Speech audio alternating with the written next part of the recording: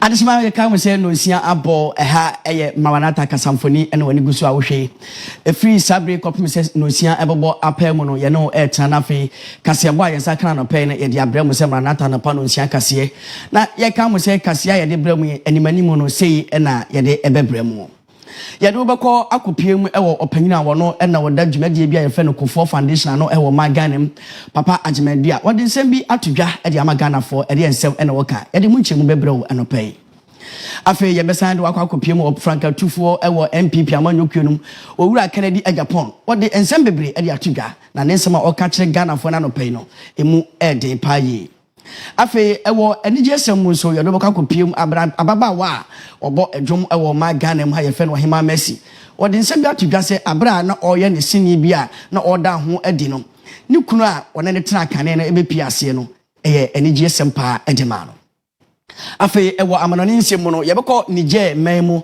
ni akohwe asojafo a o mache omuma mpanyi ede no akwakwasi a sisi ade akoye den ewo nije manim ede ensem na efirimu eba afi wei ne ensema hodo aka ho ne na no pai misemufo deliverance ashaibi watimi aboabo no e dia mame se memfa mesom se anapa no nsia kase ne mum meka wo se kase obetimi de achi eno eye Maranatha TV GH Maranatha TV GH eye Facebook so na Maranatha TV GH eye TikTok Maranatha TV GH eye YouTube okọ ha obetimi ade achi afi ye betwa ye ho na afi ye ba ye de kase ni nchemu abrem ne mom me am de kase nyina ho chia me ebrem na no pa medin e de bekwa ni abrante ohene ba asiedu ye ntwa me ho mra na afi ye mfa kase ni nchemu emra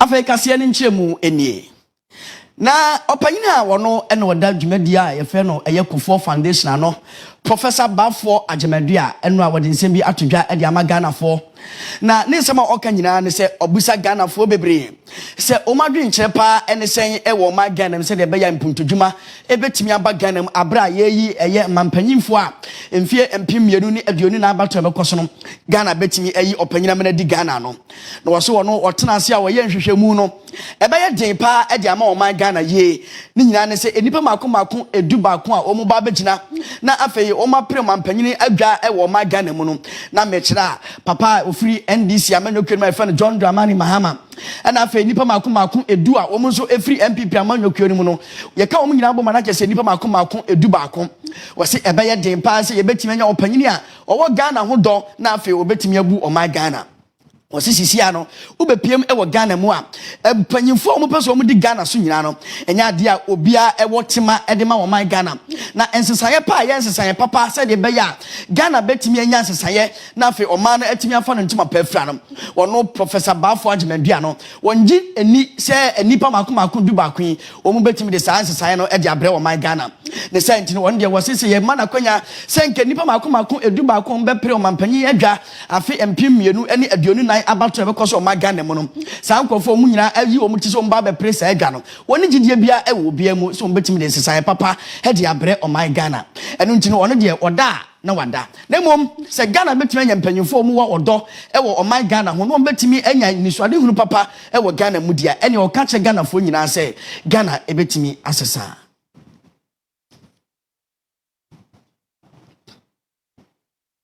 afi maye mohwi emfa nkopiem ewo omampanyini asoye anase papa wono na sisi a wayi ni ti se oba betu Franka e de ama Ghana MPP amanyokwe na efe ono abo Kennedy Japan eno a wode nsem bi ato eye mpanyimfo ombetu aba eye esi hene ene atu ahenefo no anim a ye from delegate no ne nsam a wo hia wo woni wo mu e ka nyina ene se wono de se emfie apem kra da anim e ba enya de a ekom ebede ne da ose ni nyina ne se owo enwuma bebre a ebetimi aboa no ama da ne da nyina watimi enya eye sika na afei ono ene ne yere ne na busua omu entimi ennakom ne mo eye Ghana fo ho do entina da ne da nyina no waye na dwen se opeso medi Ghana so na foi ejapade a ototorobon nsi otonsi obo ahia wode agemo ma Ghana no ono watimi asakire ni na Ghana sa eye mpuntudwuma e wo Ghana no watimi edibi abre ankrankra wo ma Ghana ene nti wode ane se de kedise edeto etu ahene ne asi ahene fo nyina anim se obesere wo se omo ho magye na omo mfa ono abo Kennedy wo hene Japan emfa na sade be ya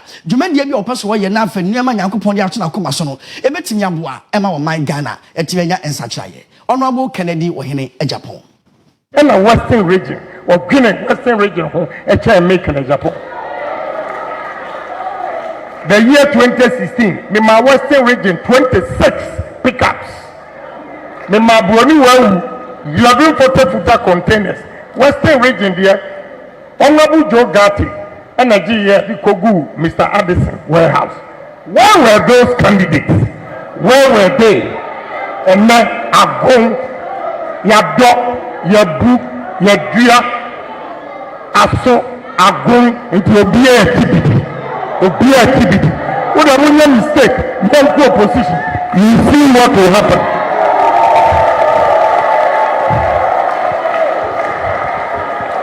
No matter the threat now, baby, I'm not doing.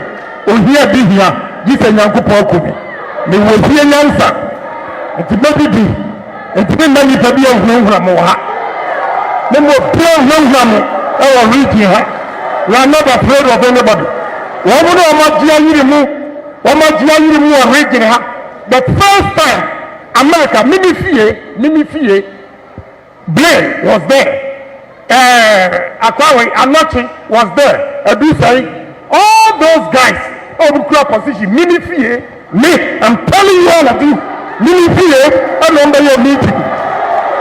Please, and now only your mama, and now only your mama. Lord of mercy. Now, if you say what's the way to go on Ghana now? Miss Robo, the cut Robo, Miss Robia. Please. My team, and I'm showing, make it maybe a Miss Robia, my kind of collection. And now, also, a member. Maybe see Mama dress, 13 Water Street. West Orange, New Jersey, and one number at the first meeting. Namu meeting, small boys, and then you see a member. You are controlling this country. You are controlling this country. Mohammed, open new history. Me say, when you see my gun, I sit in a way there. Much be careful. Much be careful.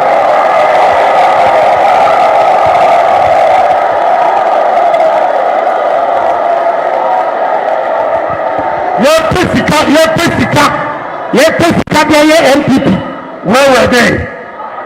In 2016, because 240 pickups, 11 40-footer containers, and I'm in my MPP and so on to higher campaign. And Western region, we have 26 of the pickups. One time is our honorable member, Nicole Mufio, pick up and the mark on camera is your.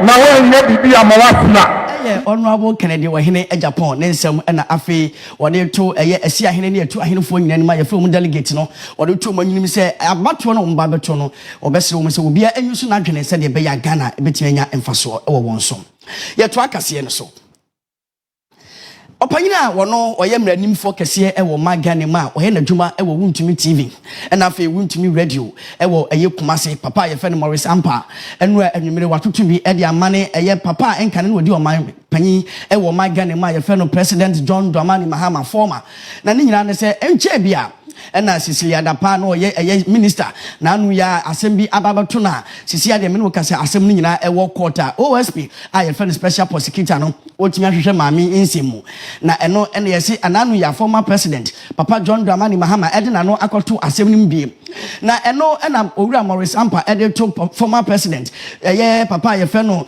ye John Mahama anim se onsem fata se ensem se no obetimi bie na no na wakami ni nyina na say wo se afim pim yenu ni edu nsia bato akoso o ma Ghana mu no na Ghana fo nyina ye wo ma yi mu ye hu ene niema papa ye fe no John Dramani Mahama oyeye no obisa no say akwanya ben na wo wa asa abre no niema wo de ye ni campaign nyina ene sika otugu e wo ma Ghana mu nyina no onya no hefa enti ensem say ba eni kwa say papa John Dramani Mahama ode nano etum hypocrisy Ghana fo mo ye nyatwom musika mo dia hyemu mo ya sene mo pillow ene mo dia to mo safe since na report dey by am tell like yes as if it's a committee crime, but let's go to every home. Yes, starting with every politician in this country.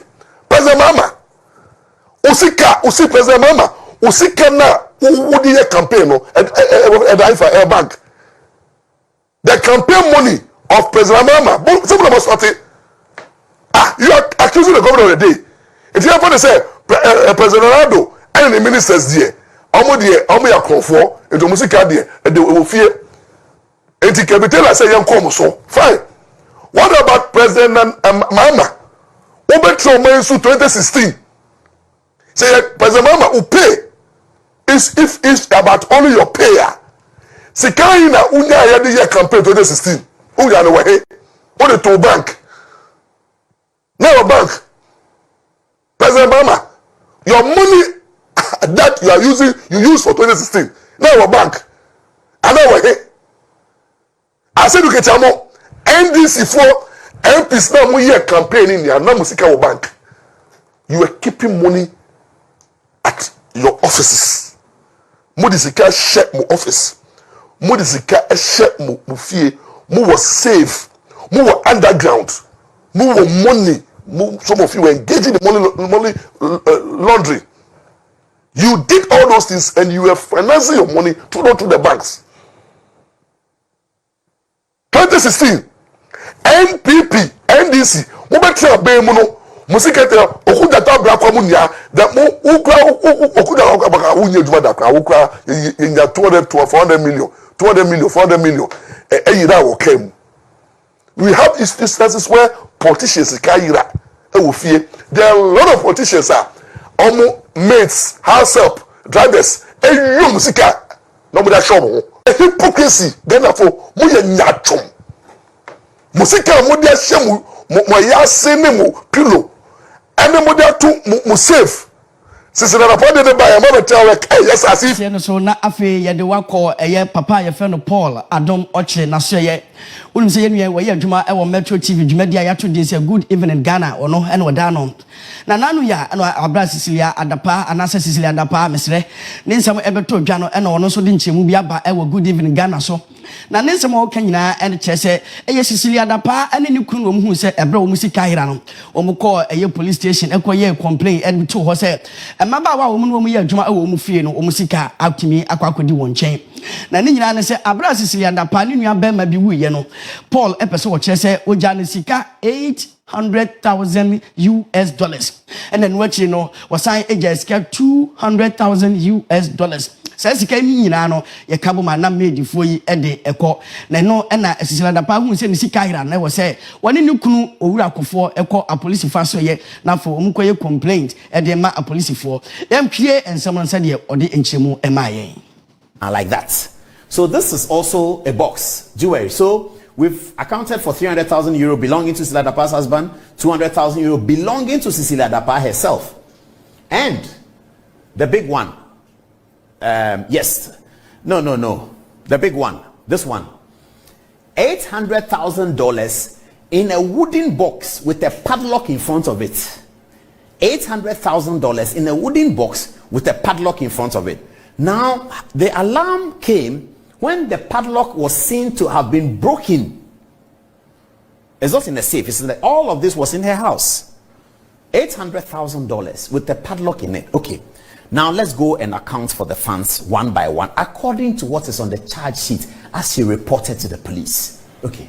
Let's start. Let's go back. Let's go back and start. Okay. So $200,000 belongs to her. That's what she wrote. It's for me, Cecilia Adapa. $200,000. Okay. 300,000 euro. It is for my husband. He wrote here. I said it is for me. It's for my work. Okay. And then 800,000. The jewelry is for Cecilia Dapa as well. 800,000 is for a man. Okay, that's the controversial matter. Now, the 800,000 was reported to the police and described to belong to Cecilia Dapa's brother. We'll get you the details of who the brother is, what he does, where did he get 800,000 from. We'll get you the details of who the husband is, what he does, where did he get 300,000 from, as is on the charge sheet. And then Cecilia Dapa, we all know what he does. We can raise the question, Auntie Cici, where did you get your $200,000 from? We can raise that question. We will raise that question tonight. But here, this $800,000 is controversial. Why? Because it doesn't belong to Cecilia Dapa and her husband. It doesn't belong to them. The $800,000, according to what Cecilia Dapa wrote to the police, which is in the charge sheet right now as I speak to you, if you get the charge sheet, it is there. And it was written months ago. It is for her brother, who died, unfortunately, at age 60. Before the brother died, she had given this amount of money to their mother, that their mother should keep the money because he was going to use it for an enterprise. I'll show you the brother's profile, and you will see what he does, and then you can understand and you can make your own decision whether he could have $800,000 or not. People in Kumasi know him very, very well. Okay, so that money was given to Cecilia Dapa's mother before the man died. When the man died, Cecilia Dapa's mother called her and said, "Your brother's money." Ashafo yebeka we say mawanata meye nonsia kase ene wani gusu a wohwe yebegina we so na fe yetwe ye hu semantete be se dubi aba na fe yeba na fe nkofo cruise nsema yensa kan no pe ye de atoa so e de ama wo yeba sisia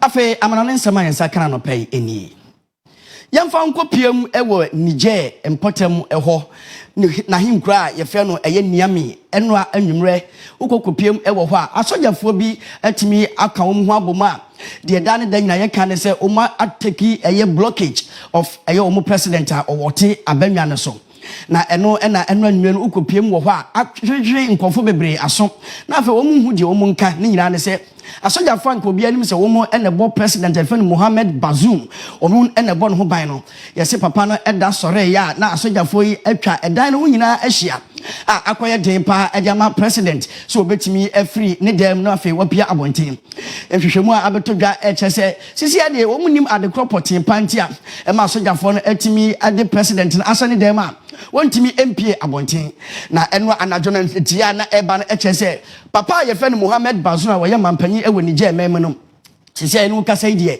na busia na yire ene ne ma ene omo maka nyina no omo bone bia ento wo mu na mum se de be yo betimi apia free dem na afi oba bonten na afi obedi ni mampanyi ewo niami anase eye Niger empotem ho no eno na akoye ade a aye den paye yankwe se de asem no esibi fa baye. Tensions on the streets of Niger's capital, Niamey, amid reports of a possible internal military action against the president. Mohamed Bazoum has claimed that members of the Presidential Guard had tried to move against him. Some accounts suggest that the president was being held by soldiers from the unit after talks to resolve the situation failed. In other reports, President Bazoum and his family were said to be doing well, and that the National Army was preparing to attack the purported rebels if they didn't back down. The cause of the military standoff remains unclear. Niger, a large but severely poor former French colony, has seen frequent military coups and army rebellions since independence in 1960. Ensamo akwaba na fe yenka we se anapa no nsia kase Maranatha Power Ministries International omo ene etinya so masama de dwumade nyina ede ebro se awieye mra yimu de ope ba bia obetimi ahia Yesu Kristo ni Nyankopon ba na afi watimi atie wosufre e wabrabom na wokodanda ne wo hawa da wo so nyina Nyankopon atimi aye firi ho ede amawa ne nyina no eye Maranatha Power Ministries International opanyina wada asafoya no Bishop Noble Francis Afote Odai wo se awieye mra firi nyame bia adoma ene ekono omo edijumade bia ya to ni din se Imabiezo emergency biazo ene yede ato ne nyina ne se bre na fe come and take it by force be fa no anibre so se de be ya betimi ehu onyankopon ne onyam wo se yenka nche wo se wo hawo ne se wo amane ne se eye sikasem ana se eye awo na wonwo aware asem ana ne nyina no bibia ni ho e betimi aso awurade nyankopon yo na ene ti ye tonsa e de afro wo se nyame adoma na nwumre no nsia ekopem no nkono ne nyina no eye biazo a ekoso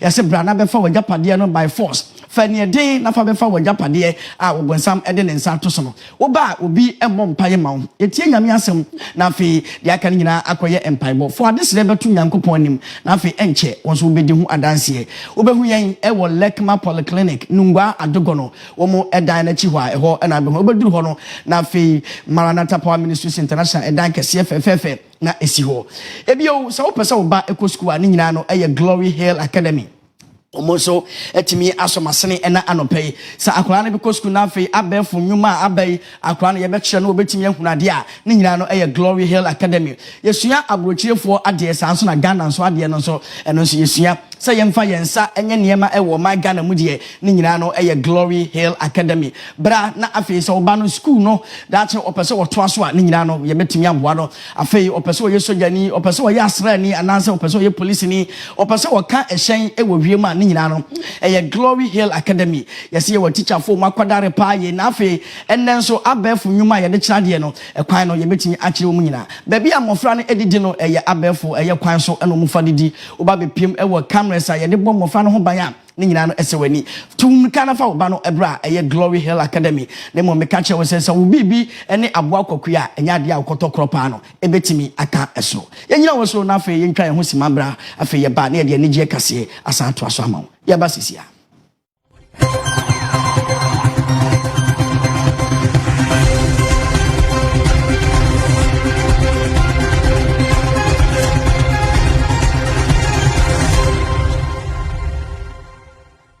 afei ewo eye enije kasemu na afei ye dia sori kasebo ni so no unim se ubepiem ewo oman Ghana ma ababa wa ada ne danyina nkofo tatie ne dwompa a ye fe no ohema Mercy ananu ya anoko gina mu ewo dwumade bi ase ana wo mu epa ho entoma na osi onim da ese ne kuna wone na ware ada na afei o magya aware na eni ho bio na wonim da afei nso oni gidie se ne kunu no obetinya aba be hye dwumade no mu ekena na wo se abra wo hu se ne kunu abapie eye dwumade na se na afei ono so ebeboa na ma ne dwumade no atinya akona nim no na akoye osun ene sere ne nyina ne se ne nani enada no wo se abra papa no bepie mu dwumade na se a wo de no onyam ebeboa no na nani agepa ye abra no gina simpie so a wo todwom ade ase asafo awurade ene onyam no wo se ne nyina achi no wo de na se kese ebe ma ne bapanyini se ne bapanyini etimi bo no homode na afi ne kura wona na ware agyan no otimi edada ne papa de bepie mu ewo ne dwumade na se ohima Mercy e de sansem we atudwa. Ohima, thank you so much for being here. But before you go and before we go deep into Tehillah, okay. Now you shook the social media, should I say social media or the social media? You took it by storm about 3 weeks ago when you launched Tehillah Experience. Really? I was it was shaking. I was so surprised. Social media was shaking because we saw a man that you said. Yes, I asked you. It was taken by storm. I mean, everybody was surprised. 10 years, and this is happening. People are wondering, what do you? For me, it was actually a surprise to me as well, because my firstborn was actually given a tax. I'm actually pushing him into the ministerial tax. Okay. So I gave him a tax, and then he actually went to the father to ask him about what he should do. And then the father came with him. And for me, celebrating 10 years, he's been one of the instruments that God has used for over 7 years, and actually recognizing his input into what he has done was actually worth it. So you didn't know he was coming there? No, I didn't know he was actually a surprise. coming. And he was wearing a t-shirt as well. Of course, when he was coming, he took one of the t-shirts from the son and was wearing it. And for me, it was amazing. He actually did well. So is he part of the planning process? Is he part of the organization? Oh, for him, sharing ideas is not once, it's not twice. He's been actually putting in all ideas. So how did you feel when you saw him? so fulfilling. And for me to see my son applauding, it was something else for me. That's fantastic. Ashafo ye bejina we so na fe anapa no nsia kase a yensa kan ye se maranata anapa no nsia kase no ha ane edi besi ne mom ansa na ye be soro no soro yenka we se na poso ye de bro na no pay no sei enana etie opanyina ono ena oda kofo foundation ano ayefe no professor Bafo Agimandua wode nsem bi atodwa wase nipa mako edu baako asisi akonwa baako omo bepere e wo Ghana memu no oni gidie wo bia mu se wo betimi de nsa kire papa e de ama oman Ghana afe yesan ede wokọ ekopie mu ewo opanyina wono na wopaso otu franka ede ma NPP amanyokwe no honorable Kennedy wo hene preko Japan wode nsem bi atodwa ede akire esi ahene ne atu ahene fo se omo ento aba papa na se omo anto aba na amfa ama na ono woni na busua ekompa de ebi ni wo mu da efise wabobra agunachi yansan emfa wukọ na fe ye no kopiem ewo Niger maimu eno na Mohamed Bazoum ukopiem a na sojafo ne nasrafo mu bọ no ho ban ewo eye oman ni mu no sisi ya na ye da sore ya omu atimi atwa no ho ahia enya de se papa no sisi a otimi adi dwuma ni nyina ene se asojafo no ese enema bia ekoso ewo Niger maimu no enya de omani je ho enti ebesi ne president anaso mampanyina owo Niger no ontimi mpia bonten emma medi ni dwuma se omampanyini afi ni kwakra mu no ewani je kase mu no ye de tudwa de ma we se wo hema Mercy wo se eye ne nwanwa pa se ni kuna a wone ne etena ye mfitiase na afi sisi a na omu ni ho bio no otimi eba be chia no ewo ne dwumadi a na odi ase wo se eye na ni je na nani na so da se ni kuna wone na gina na wo fe o magyan no obetimi abebe piem ewo se dwumadi na se wo de na se kese de ma ne ba abemu a wei ene ensema hodo na enanopem misemufo eye deliverance ashaibi otimi boabo no ede ma me se mfa me so mo se anapa no nsia kase ne mo meka mo se me sorry die na nana akwasi amofa anotewa oba betena se na fe wodi inkwanse dwumadie no ede ato aso na fe ye sorry pe na apomuden enso aba na fe morning show no so etimi ato aso meka mo se mo ne yentena efise ye woni ma papa ede ma mo ewo Maranatha television me am de dwumadie nyina ho twea me na no pe medin ede bekwa ni abrantie ohene ba asido eka mo se ye mamumo ene hwa adehye